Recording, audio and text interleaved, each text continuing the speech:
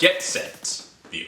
The Amazing Spider-Man for the Game Boy, developed by Rare and published by LJN. It was released for the Game Boy in July of 1990. Programmed by Chris Sutherland, you take control of the web slinger and have to go about the levels defeating goons and villains so you can rescue Mary Jane as well as rack up the points.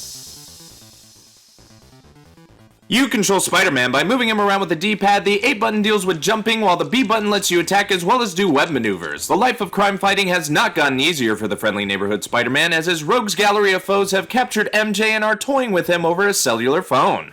Odd way to go about it, but I guess Sam Raimi had to get inspiration from somewhere. They're also not too bright, as they tell Spidey exactly where to go, so we go to various locations across New York in an effort to find her. Each level consists of crooks and ever-changing obstacles to avoid or combat. It may seem a bit unfair with what all can come at you at once and how fast your health depletes, but if you have enough patience to play this more than once, you can get used to the game's bullcrap placement, controls, and challenge. I mean, I barely knew how to do any web-related moves, and I'm often surprised when I find them. When you get far enough in one level, you'll fight an end boss, which will be the supervision you talked over the phone with. They'll all be different to deal with, either having a pattern or obvious weak point, and when you defeat him, you'll get into contact with the next villain and move on to the next level with increased difficulty. Sometimes the level can change up slightly, where you might be crawling up a building and avoiding falling obstacles and baddies in the windows, but if you take any sort of damage, you'll lose a portion of your health bar. You can get some back if you find these orbs, but once your health depletes, you'll lose a life. Lose all your lives and the game is over, but you will have 3 continues to get you back on track, but once those run out, it'll truly be game over. But if you make it to the 6th and final level and defeat the final boss Venom, you'll have rescued Mary Jane and saved the day once again. Overall, this is an okay Spider-Man game, a decent way to make his handheld debut, and I hope it'll get better from here.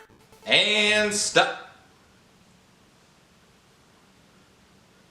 Spider-Man, Spider-Man, does whatever a spider can. Thanks for watching, guys. Be sure to like, share, and comment on the video. And if you want to see more quick views, go ahead and hit that subscribe button. This is BrianTheBlue, and I'll see you next time.